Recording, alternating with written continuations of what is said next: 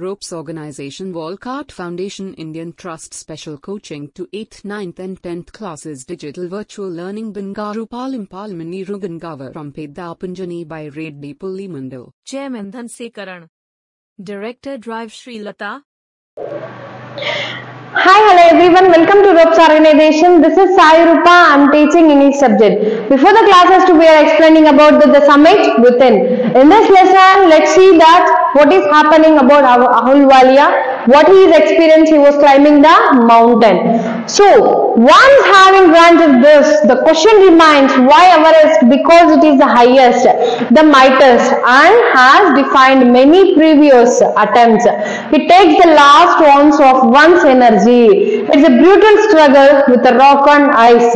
Once taken up, it cannot be given up halfway. Even when one's life is at stake, the passage back is as difficult as a passage onwards. And then, when the summit is climbed, there is the exhalation, the joy of having done something, the sense of a battle fought and won. There is a feeling of victory, of happiness. So let's see that once having as granted base ante almost gone. ఎప్పుడైనా ఒక సంతోషాన్ని ఒక happiness ని చూసినట్లయితే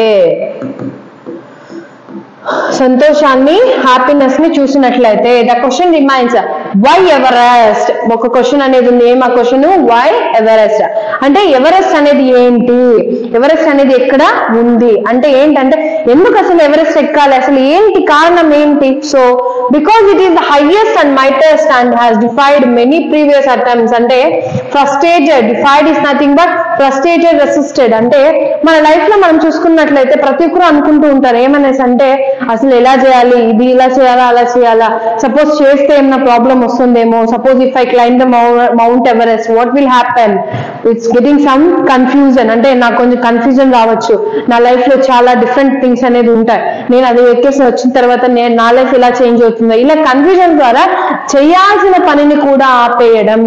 అంటే ముందుగా చేయాల్సిన పనిని ఏం చేయడం, అనుకొని ఇలా జరుగుతుంది అలా జరుగుతుంది అనే ఒక నెగిటివ్ మైండ్ సెట్ తో ద పాజిటివ్ థింగ్ ని మర్చిపోయి ఆ యొక్క నెగిటివ్ లోనే బతికిపోవడం. ఇతను కూడా అంటున్నాడు ఏమనేసి అంటే చాలా అటెంప్ట్స్, అంటే కొన్ని అటెంప్ట్స్ చేశాను, ఆ అటెంప్ట్స్ లో చాలా బాధలు కూడా పడ్డాను.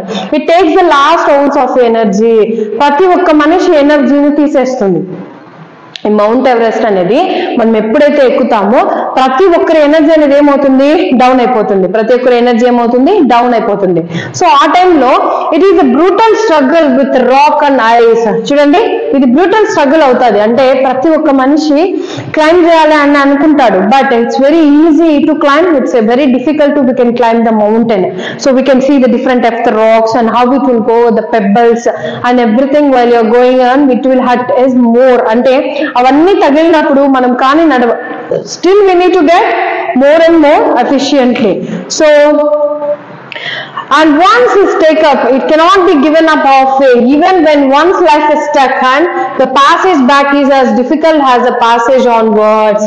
So passage onwards అంటే ఏంటంటే మీనింగ్ ఇతను చెప్తున్నాడు, మన లైఫ్ లో ఇతను చెప్తున్నాడు ఏమంటే డిఫికల్ట్. డిఫికల్ట్ అంటే ఏంటి మీనింగ్ ఇక్కడ? చాలా బాధ. ఎప్పుడైతే మౌంట్ ఎవరెస్ట్ అనేది ఎక్కుతామో మన లైఫ్ లో ఆ మౌంట్ ఎవరెస్ట్ కి వచ్చిన మన లైఫ్ లో చాలా థింగ్స్ అనేది చేంజ్ అవుతాయి. సో ఇప్పుడు ఇంకొకటి, మనం ఒకసారి వెళ్ళిపోతాం, ఆల్రెడీ నేను చెప్పాను కదా, ఒకసారి బ్యాక్ చూసుకుంటే దెర్ ఇస్ నో నథింగ్. వెళ్ళిన తర్వాత మళ్ళీ రిటర్న్ తిరిగి మళ్ళీ ఇలా బ్యాక్ తిరిగి చూసినప్పుడు దెర్ ఈజ్ నథింగ్. అసలు మన మనసులో మన యొక్క లైఫ్ లో అసలు ఏమీ లేదు, ఏమీ అసలు లేదు అనేసి మనం ఇక్కడ చెప్పడం అనేది చూసుకోవచ్చు. సో ఎవరి లైఫ్ అన్నా తీసుకుంటే ఇలాగే ఉంటుంది. ఏ విధంగా ఉంటుంది? జరిగిపోయిన దాని గురించి మనం ఆలోచించడంలో ఏ యొక్క ప్రయోజనం అయితే లేదు. సో ఇతనే అంటున్నాడు ఆ విధంగా. సో దెర్ ఈజ్ ఎక్సలరేషన్, ఒక హ్యాపీనెస్ వస్తుంది, ఒక ఎంజాయ్మెంట్ ఉంటుంది మనం చేసే పనుల్లో. అదే అయిపోయిన తర్వాత సమిట్ ఈస్ క్లైంబ్డ్, ఆ యొక్క సమిట్ ని ఎక్కేసిన తర్వాత దెర్ ఈజ్ ఎక్సలేషన్, ఒక ఆనందం, enjoyment, has done anything, the sense of a battle fort and one. మనం సాధించాలనుకున్న యుద్ధం అనేది సాధించేస్తాం, అప్పటికి మన యుద్ధం అనేది అయిపోతుంది. But there is a feeling of victory and happiness. ఎప్పుడైతే we can climb the Everest, మనం ఎప్పుడైతే క్లైమ్ చేస్తామో ఎవరెస్ట్ ని, అప్పుడు చూడండి విక్టరీ హ్యాపీనెస్ అంటే ఒక సంతోషము, ఒక హ్యాపీనెస్ అనేది ఎక్కువగా ఉండడం అనేది జరుగుతూ ఉంటుంది. So glimpsing a peak in the distance, I get transported to another world. ఎప్పుడైతే నేను ఆ ఎవరెస్ట్ వెళ్ళినప్పుడు నాకు అనిపించింది ఈ వరల్డ్ లోనే ఇంకొక ప్లేస్ కి నేను వెళ్ళాను, అంటే ఇంకొక ప్రపంచాన్ని నేను చూసాను అనే విధంగా. I experience a change with in my self, నాకు ఒక చేంజ్ అనేది వచ్చింది, నాలో నాకే ఒక చేంజ్ అనేది అసలు కనిపించడం అనేది జరిగింది. సో ఇక్కడ చూడండి, which can only be called mystical by its beauty, aloofness, might, ruggedness and difficulties encountered on the way. The peak draws me to it as Everest did.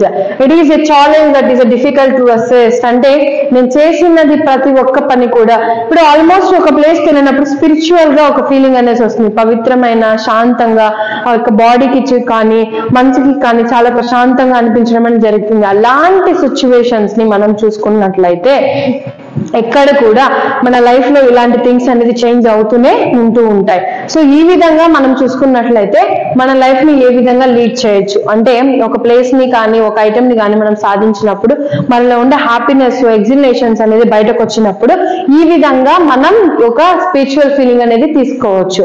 So ఈ యొక్క అహుల్వాలియా తన లైఫ్ లో ఇలాంటి జాయ్ ని దాని Everest ఎక్కడంలో చెప్పాడు కదా, అంటే హ్యూమన్ వాల్యూస్ కూడా ఎక్స్ప్లెయిన్ చేయడం అనేది జరిగింది.